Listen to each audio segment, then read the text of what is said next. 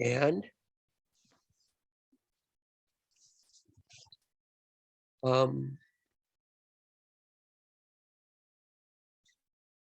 just a second here. Sorry.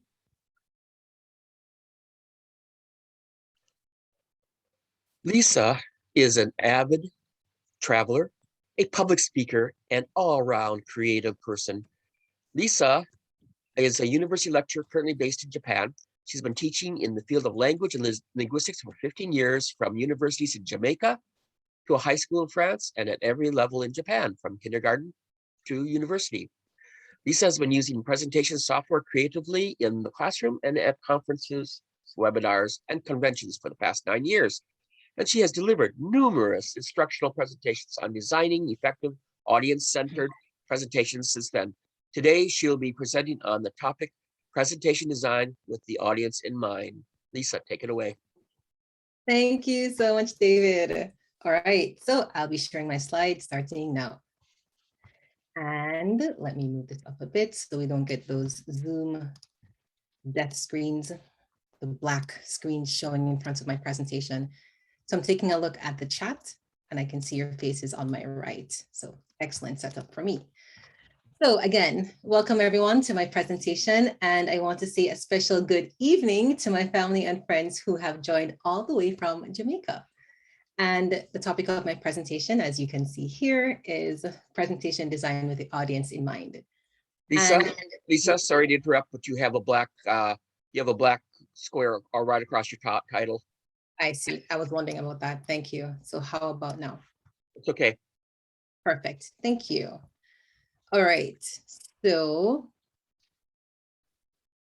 presentation design with the audience in mind. So this involves creating more effective audience-centered presentations. And that is presentations that cater to our audience's needs. When I use the word design, I mean where a presentation's contents meet its function and how we choose to represent that on our slides using text, images, videos, and so on.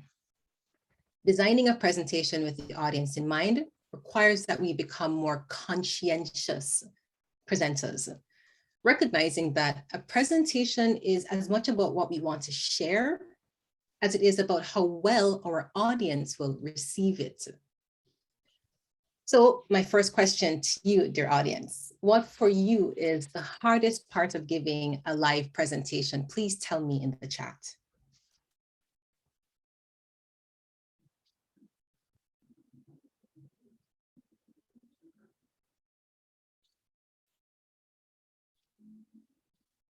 Speaking, Greg says speaking.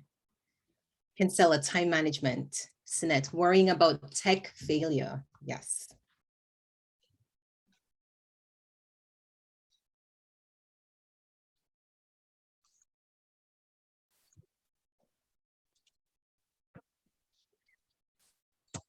Predicting audience numbers and participation level, as well as how the event is promoted and framed.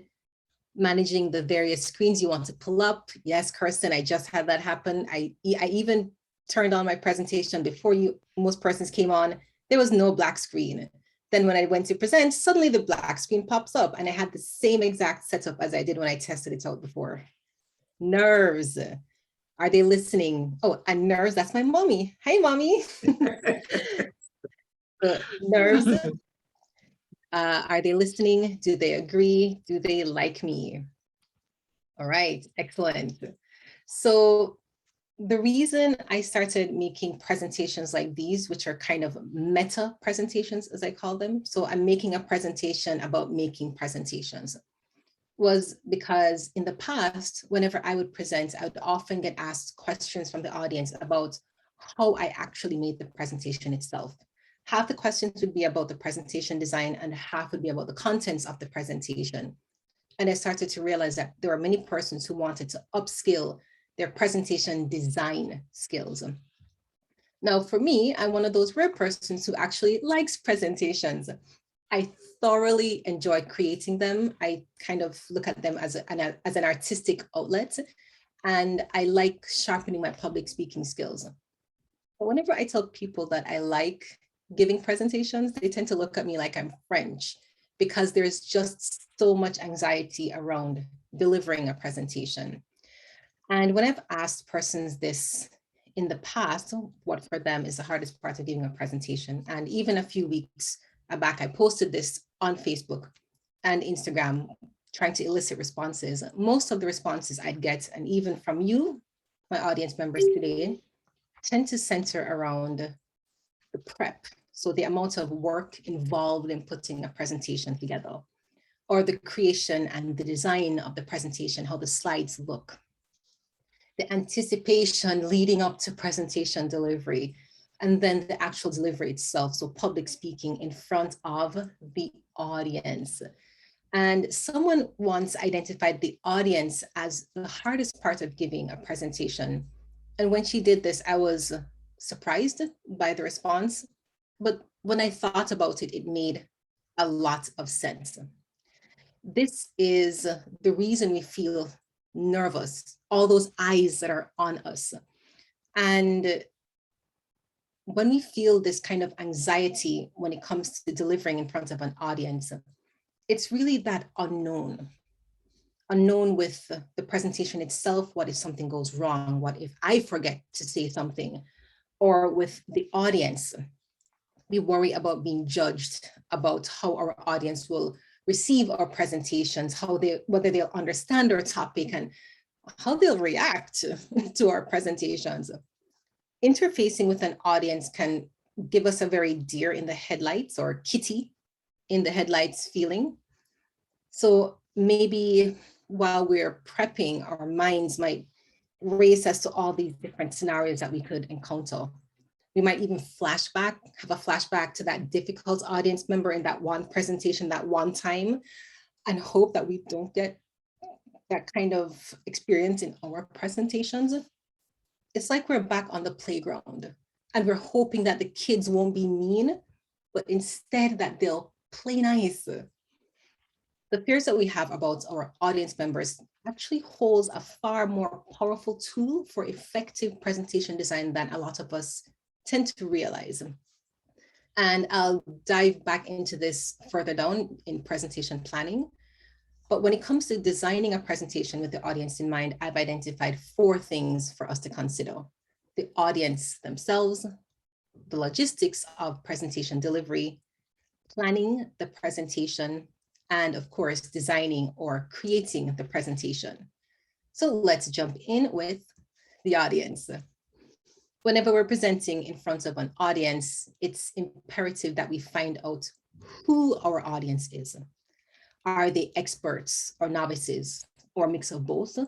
Are they professionals or students, or mixed, like at Reel to Reel? Do we know them, or are they complete strangers, or both? Are they little children, grown adults, teenagers, retirees? These are the kinds of questions that we want to think about and have answers to.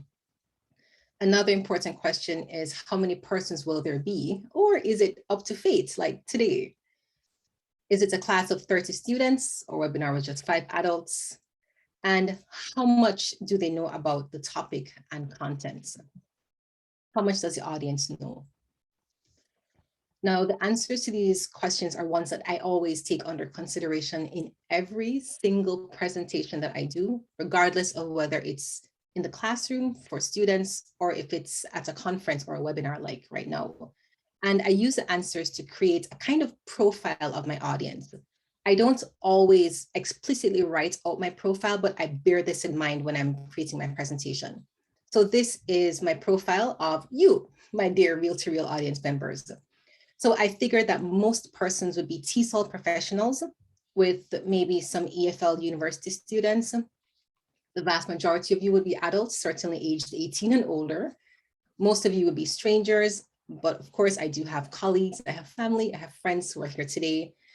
I didn't know how many persons would be here, but I figured maybe about 30 persons or more, that you would all have a pretty strong English proficiency, that when it comes to presentation software, that you could range from complete beginners to experts who have been using presentation software for many years, and that beginner level software users and EFL students may need some amount of scaffolding. I may need to break down difficult contents. That's just the audience, as simple as that. With the logistics, it's actually something very simple, but very important. And with the logistics, you want to know the how, the where, and the what of presentation creation and delivery. For instance, how will you do your presentation? What software are you going to use? Do you know how to use the software very well, or will you need help or guidance? Does your software of choice have all the features and functionality that you need for your particular presentation? Are you going to pair your presentation software or with another software or a website or with a handout? So think about these things. And where will you present? Is it online or in person, or is it hybrid? Online and in person? Are you proficient in using Zoom, in sharing your screen and audio, in creating breakout rooms, or will you need help doing so? Can you connect your device to the projector? Or is there a computer in the room that you'll have to present from? You need to bring a USB to put your presentation on the computer in the room. Or do you have to email your presentation ahead of time? When you're presenting on Zoom, can you see the Zoom chat while you're presenting? For instance, I can see Brian saying, cats make everything better. And Annika says, yes, I agree with this. So I like being able to see my Zoom chat so that I can see what my audience is saying. And, or will you have to have the moderator point out things to you, bring questions and comments to your attention? And accessories. What accessories will you need? Are there any tools or accessories that your audience will need? Will they need a link to a website? Will they need paper? Will they need their smartphones, VR headsets? Can your audience clearly hear the sounds that you'll play? Can they clearly see your slides? Can they hear you while you're speaking through a mask, or will you need a microphone? And Apple users, do you have your dongles? Those little connecting things. These are actually very important questions to have answered. And as a conscientious presenter, the logistics of your presentation creation and delivery are very important to bear in mind, as this is where a lot of those unforeseen challenges can arise.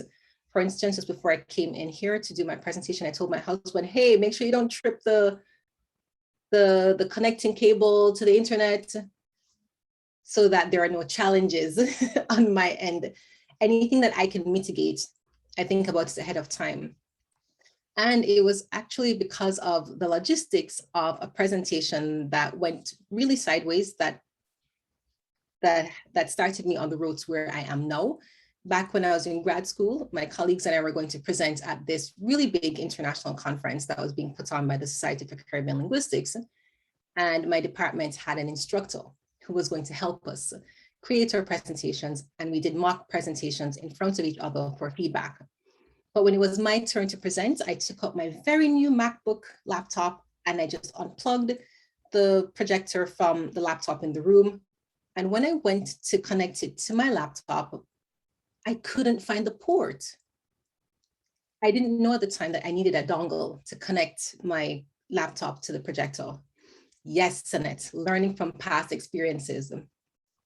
So when I went to reconnect the projector back to the original laptop, the PC that was in the room, the projector wouldn't respond. This was 2007. The projectors were very finicky back then. And they had to call the IT guy. When he finally showed up and troubleshooted and fixed everything, at least 20 minutes of my colleagues' time had been wasted. And they were livid. And I could tell, to make matters worse, I was presenting on a topic that was very complicated. So when feedback time came, all the social graces that had been afforded my colleagues before who presented before me were all out the door. They laid into me. And I crumbled, basically. I held it in until I got home, and then I bawled my eyes out. But the silver lining to this story was that because they were unrestrained in their feedback, they told me every single thing about the parts of the presentation that was challenging for them. And so I sat down and I wrote it all out and I thought really hard about it. And I completely revamped my presentation and took a little risk by getting a little creative with it. By the end of the conference, at the end of my presentation, the head of my department came up to me with really glowing compliments on a job well done. And he said something to me that I've never forgotten that I'll share with you right now. And he said that it was the most intuitive use of PowerPoint he had ever seen. And that sentiment stuck with me. And that that whole experience laid the foundation for all that I've done and that I'm doing right now. And that I'm also sharing with you today, my dear Real to Real audience. So ahead of every presentation, always ensure that you have knowledge of the logistics ahead of time. And if you can, always double check just like 5 or 10 minutes before you start presenting. So the planning the presentation. Everything up to this point, and including the planning, is before you even open the software and you start to create your presentation. And during the planning stage, try to match your presentation goals with your audience's needs and plan with the logistics in mind. So start with an outline. This is a basic outline of my presentation today. And yes, I actually write out my outlines. It's a lot more detailed than this. So we see the introduction where I spoke about design and being a conscientious presenter. I asked you the question, what's the hardest part of presenting? My 4 parts of designing a presentation with the audience in mind: the audience, logistics, the planning, the design, and then points within them: who, how many, and what do they know, how, where, what, and I shared my story. Then an outline, right now creating an outline, fears, and then a check-in, slide design, software features, and finally Q&A. Now, when you create an outline, decide how much time you're going to dedicate to each section. And I personally like to leave a few minutes unassigned so that I don't feel so rushed when I'm presenting. And it's always good to identify the most important parts of your presentation and ensure that this is the part that you have sufficient time to explain to your audience. Next, think about how you would stretch your presentation if you're under time, or think about what parts you would cut if you were over time. And always ensure that the most important parts of your presentation just never gets left by the wayside. To this outline, I'd recommend adding information from your audience profile and your presentation logistics. For example, identify the contents of your presentation that your audience may not know a lot about, or they may not know anything about. And then decide what parts of your presentation needs to be simplified or broken down and how you will do it. Think about how you will adjust the contents of your presentation to suit the age range of your audience, their abilities, and so on. And consider what activities you will do in your presentation. Are you going to give demonstrations and explanations, show images, or give explanations only? And will there be an interactive component to your presentation where the audience will respond to you directly, or will they talk amongst themselves? If so, during what parts of the presentation and for how long will they speak? And think about how you would pivot if your presentation were suddenly changed to online or in person, or if it's to be hybrid. And again, if there's a change, any other changes, for example, a change in the number of attendees, how will you pivot? How can you restructure your activities if there's just 1 person or 5 persons when you're expecting 100? And remember those fears and anxieties that I said that we were going to revisit? Now is the time, dear audience. Let's revisit our fears and anxieties. When it comes to giving a presentation, there's just, unless you have a crystal ball, there's no way to know how your audience will react. However, our fears can actually help us prepare for what might happen. On some level, we intuitively recognize that there is something about our presentations that our audience may find challenging or even controversial. And by facing these fears head on, we can at times preempt what might happen, address them ahead of time, and in some cases, even stop them from happening altogether. I'll expound. If you're worried that your audience will find your presentation boring, Brainstorm ways of making it lively or interactive. If you're worried they won't understand the topic or your contents, think about how you can scaffold it, break it down, simplify it, and try it out on a trusted family member or friend, advisor, colleague, and see what they think of it. Use lots of examples. And again, try to make your presentation as interactive as you can. If you're worried about being asked difficult questions, try to anticipate them and address them ahead of time. A general rule of thumb that I like to live by is don't let the audience use their imagination to understand what is being said. So for the questions that you know will involve any kind of where the audience is unsure of what you're saying and you need to really go in depth with it, try to put that in the presentation, make it as visual and as interactive as possible. And if there are questions that you know you definitely don't want to be asked, for example, can you give me more information about this aspect of your research? Have those, I call them the auto responses. These are very important. So you can say, and this is what I'm doing currently, but research in this area is ongoing. So having these auto responses can really help a lot when you're asked those challenging questions. As for this, we all make mistakes and we all feel subconscious when we do. That's just human nature. If you're worried about making a mistake, keep your notes handy and run through your presentation ahead of time to ensure that everything flows the way that you want it to. Then things that can go wrong so often do.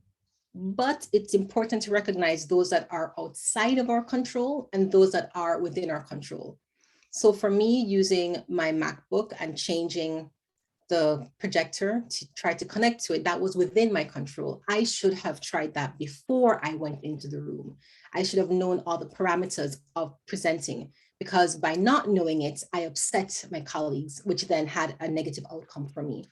So having all of those things clear from the get-go is really important. So do your checks, double check, triple check, always.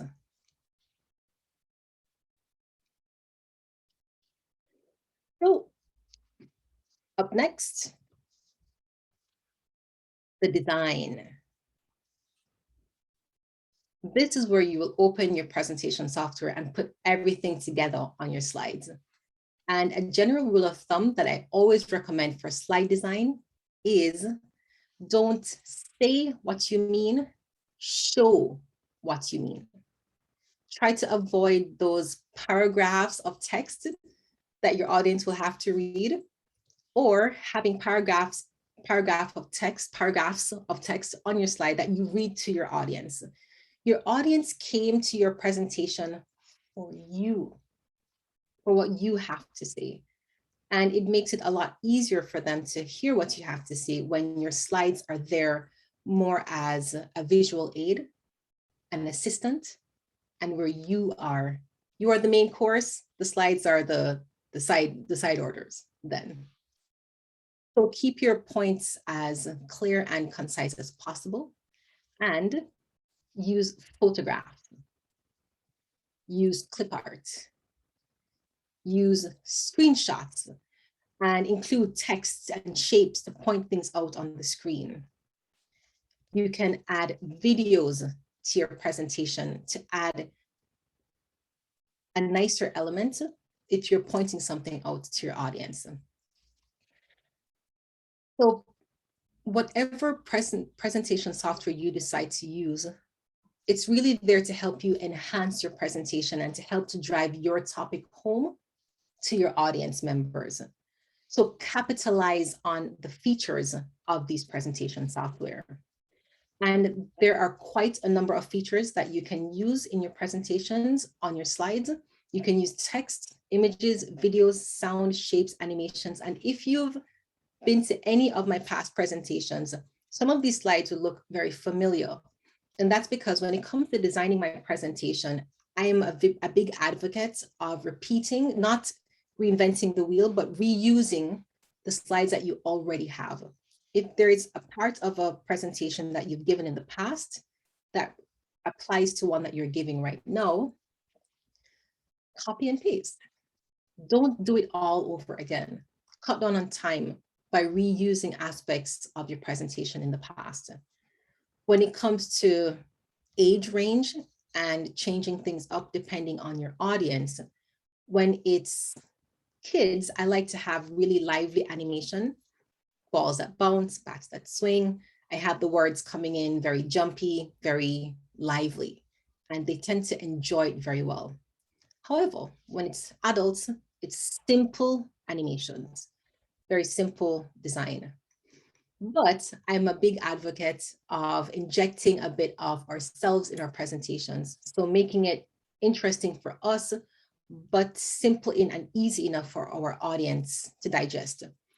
And designing slides doesn't have to be super complicated or even super creative. Like this slide right here, aside from the part on the left, it's really just the information in bullet points and an image. And that's mainly it. So avoid putting any words on the slide that are there just because you want to have words on a slide. Only put what is needed. Give your audience some time to read your slides, to take it in, or read the information aloud to them, like I did when I read all of the information on this slide. If you have information on your slide that is just there, just because, and that your audience will have to read while you're speaking and saying something else, there'll be split attention.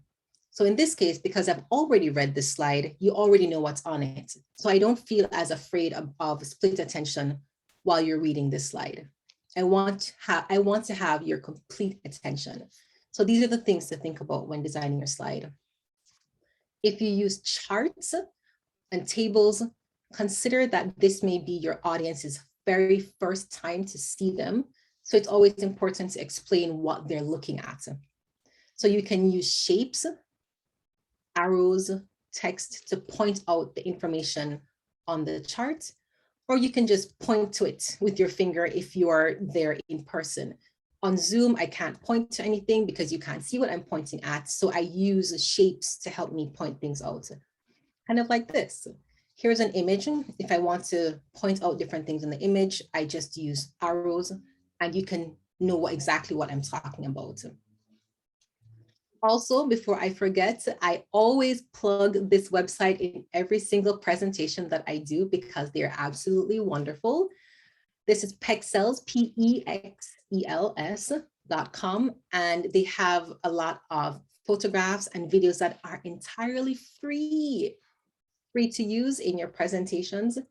And they are all just high definition, really crisp, high resolution, really crisp images and videos. And I've used, I think all of the photographs and the one video that I've used in this presentation all came from this website. And finally, making a presentation interactive and engaging can be as complex as you want it to be, or as simple as you want it to be based on your own skill sets. So right here, I've asked a question, who is the Prime Minister of Jamaica, ABC? And I've used 3 photographs. And that's the main thing where my audience will have to enter a letter in the chat box. Or I could have used the polls on Zoom where my audience will give a response using polls. So there are lots of ways of engaging with your audience, of having your presentations be more interactive. And there are ways that you can pair what you have to say with just using images and simple text on your slides. So I'm going to end it right here by saying, as a conscientious presenter, here are the takeaway points. Always design your presentations with your audience in mind.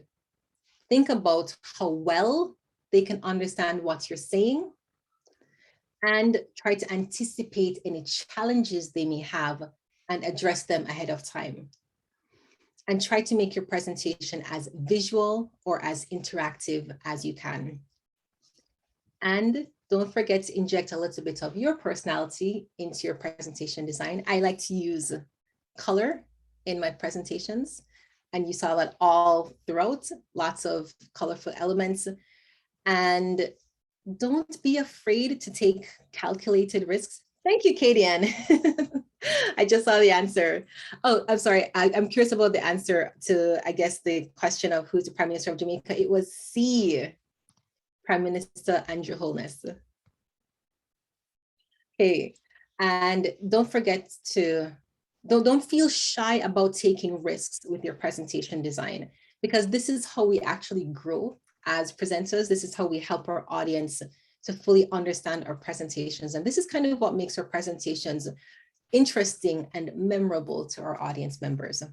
So thank you all so very much for attending today. And I decided that I wouldn't check in. I decided to cut that part during the presentation and put my check-in at the end with my Q&A. So if you have any questions, please feel free to pop them in the chat. I can see a question here from Annika. Annika asks, are you using Keynote? Whatever it is, it's very nice and smoothly integrates media and transitions.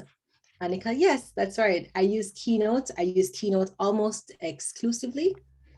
And I have been for the past 5 years, maybe.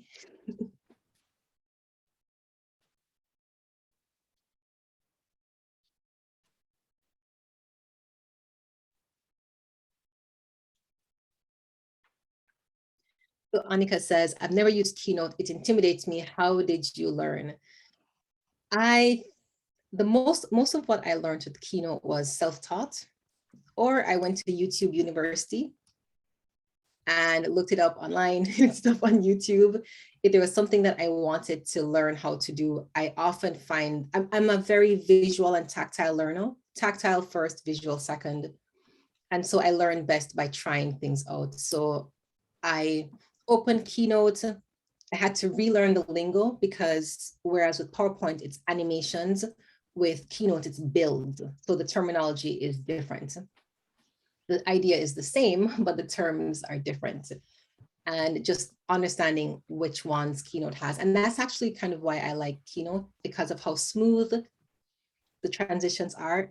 And yeah, the plus with PowerPoint is it has the, there's a design assistant. I forgot the name of it. There's the presentation design assistant that actually that revamps your whole presentation while you're designing it. Unfortunately, Keynote does not have that feature, but PowerPoint does. And that's one of the things I really, really love about PowerPoint. My mom asks, do you ever get distracted while looking at the chat during your presentation? Yes, I do sometimes.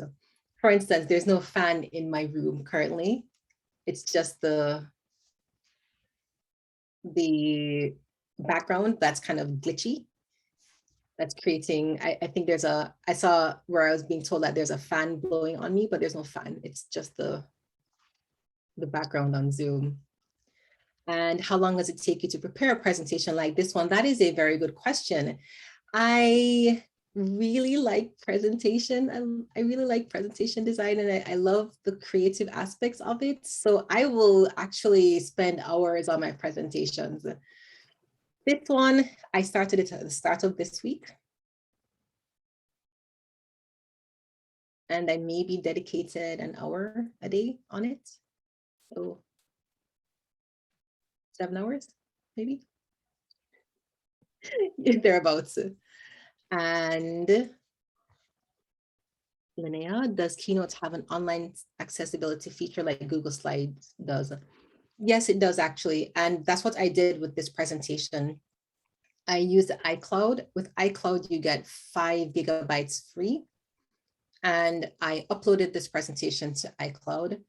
And I worked on it while I was at work, worked it from home, and I never had to email my presentation to myself back and forth. I just had it open on both my work laptop and my home computer. And as I edited as I went along, it would just update it regardless of which computer I was accessing it from.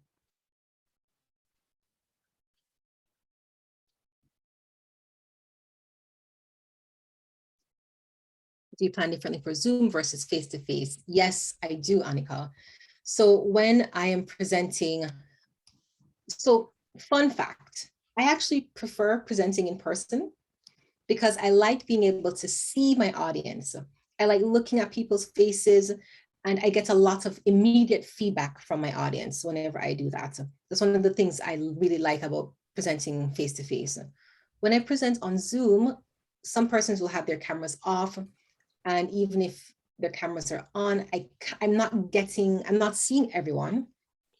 So I'm not getting the immediate feedback that I actually like, which is why whenever I present on Zoom, I like to have the chat open so that I can see what persons are saying in the chat, or why I will have parts of my presentation have that interactive component where my audience responds to me in the chat, because that helps me to check in with them and see what's actually going on. Yes, Sinette, body language is very important. Yes, yes. Actually, I was so nervous when I first started presenting on Zoom because I couldn't see anybody's faces. And I was like, oh my goodness, what are they thinking? I have no idea what they're thinking. So I had to figure out how I could actually know what my audience is thinking. Whenever I have that immediate feedback, I know, okay, I need to probably repeat this part a little bit more. I can extend what I'm saying, my explanation. I can ask someone, hey, do you understand what I'm saying? Do you need me to go over this again? Do you have any questions? But on Zoom, it's for me with the chat and always having a portion of the presentation where I check in with the audience to see how they're going along. So yeah, we have, what types of things do you do to drum up participation when the Zoom screens are all turned off? The chats, I always keep the chat open. So for me with Zoom, there are lots of options for audience participation and interaction. And you can have persons turn on their microphones, which by the way, you can absolutely do, my dear audience. If you have a question, you can turn on your mics and ask the questions, or you can type them in the chat. For me, during the presentation, I prefer if persons type their responses and comments, their questions and comments in the chat. And at the end, I prefer if, I give the freedom to the audience to decide whether or not they want to type or turn on their microphones. But I find that just having questions in the presentation makes me realize how many persons are engaging with me. If it's just a handful of persons or if it's everyone who's engaging. And this is that thing about being a conscientious presenter, just checking in with the audience and making time for that in the presentation itself as you go along, having little pockets of check-ins with the audience. And this could be literally just asking questions that they have to answer in the chat, and you give them a couple minutes to respond, and making sure that that time for responses is a part of the planning of the presentation so that you don't go over. Because sometimes when we plan our presentations, and even if we allocate the time, we don't allocate the time for our audience to respond. And sometimes there's a gap in between when one person responds and when the next set of questions start to come in. So giving the audience some time to think, reflect, compose, and then actually type it in the Zoom chat. That can take a little bit of time. So even adding that into the Zoom my outline is very important.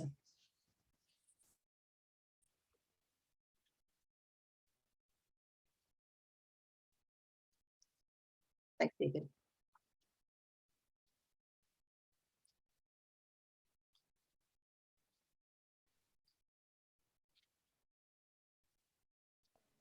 Lisa, if I may, something that I find very frustrating in a lot of presentations, and I mean, I'm talking about even plenaries that I've attended over the past 9 years with KOTESOL, I find that so many highly academic people, and I'm talking about authors of really well-known books that we use in EFL, they overclutter their slides completely. It's like it's an entire textbook on one slide.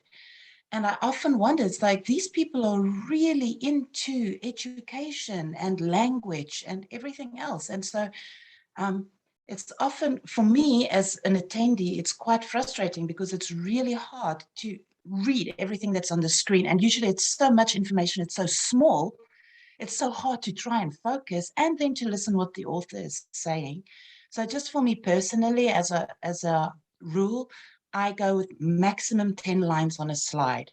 If I have to display that same information, instead of squeezing it into one slide, I would rather use 3 slides, but at least not to make it so visually straining.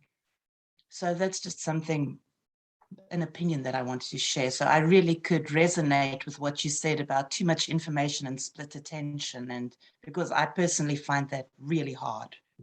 Excuse Yes. me. Sorry, Yes, excuse me. Who was it that was asking the question or making that the was comment? Sinet.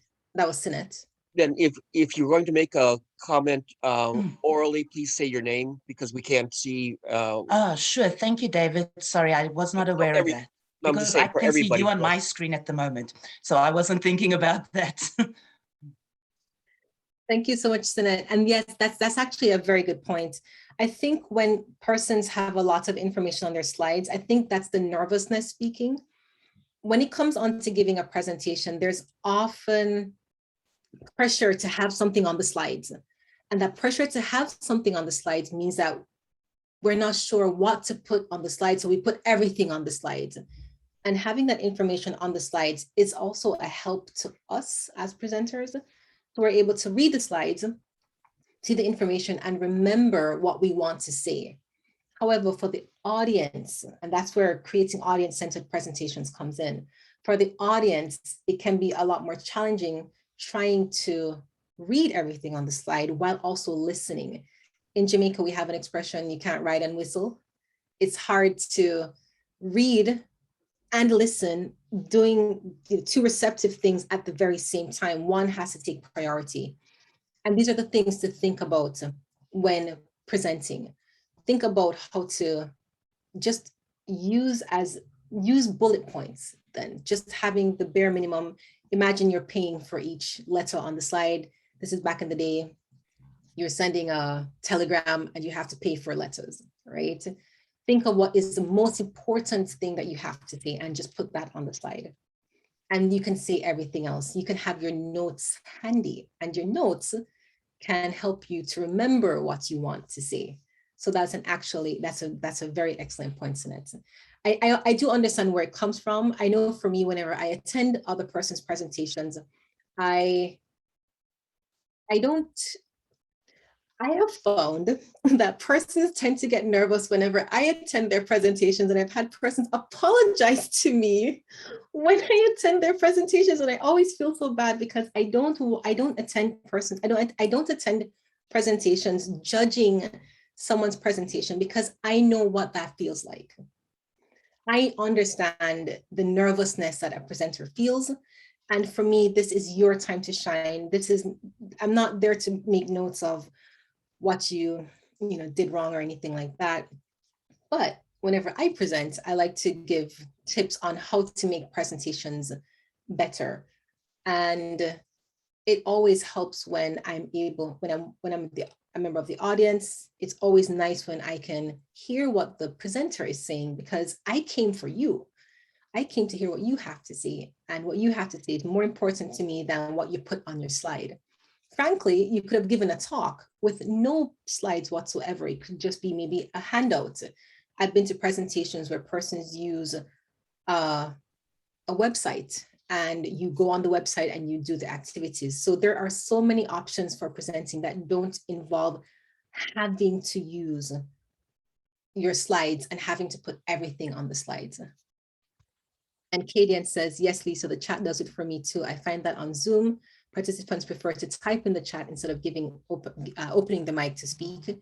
So I give away phone credit as gifts by typing the code in the chat. So this is something in Jamaica. Sweet, that's really nice, Kadian. I like that. We have a few more minutes if anyone else has any comments or any questions, anything that you'd like to add.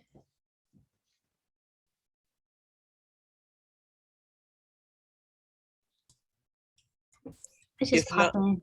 Oh, I'm teaching presentation this semester with some students. So I'm sorry, who's speaking? oh, sorry, this is Annika. So yeah, what you mentioned was useful. It reminds me of some things I need to remember to tell my students when they're doing their own presentations and their own PowerPoints. I think one of the big things my students are pretty bad at is trying all their stuff out before they come to class. And then we spend a good 20 minutes getting everybody on board with all and opening up all their presentations properly. So I think it's something I do need to remind students to be aware of. So I'm going to be stealing your PowerPoint slides and using them in class. Thank you. Yeah, no worries. No worries at all. Yeah, I mean, even the things that the thing about even a presentation like this is that you won't necessarily remember every single detail that I shared, but there are some points that may have jumped out at you, really jumped out. And these are the things that you'll probably take away and apply to your own presentations or recommend to persons when they're giving their presentations. And Fillmore says, I attended a presentation by Steve Krashen using Microsoft Word only. It was great. Exactly. You don't have to have a presentation with all the bells and whistles. Simple works just as well. How can we get your slides? I'd love to have them if you are sharing. Generally, I don't usually share my slides, but the recording of this presentation will be available on KOTESOL's YouTube channel at, well, sometime later during the conference. I'm not sure when it will be available to everyone, but that's a very good question, Carmela.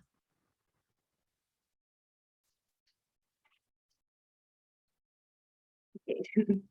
And we have just 3 more minutes, but if we are all done right here, we could probably end it here. David, what do you think? Yes, I think we can, except I have a comment. While I was listening to your presentation, I got really irritated at the conference schedulers because they should have put you at the end, because now everybody that follows you will say, oh no, they're going to be looking at, they're going to be looking at my PowerPoint and say, how sad. Why doesn't he do the same thing that Lisa told us about? It was an amazing presentation, and I want to say thank you very much. What I would like to do is also say, when you see my presentation, ignore the PowerPoint slides. And I don't judge. I don't judge if everybody can turn on their microphones, I would like you all to express your sincere appreciation for these wonderful tips and done in a extremely wonderful way by Lisa. Thank you. And I am now stopping the recording.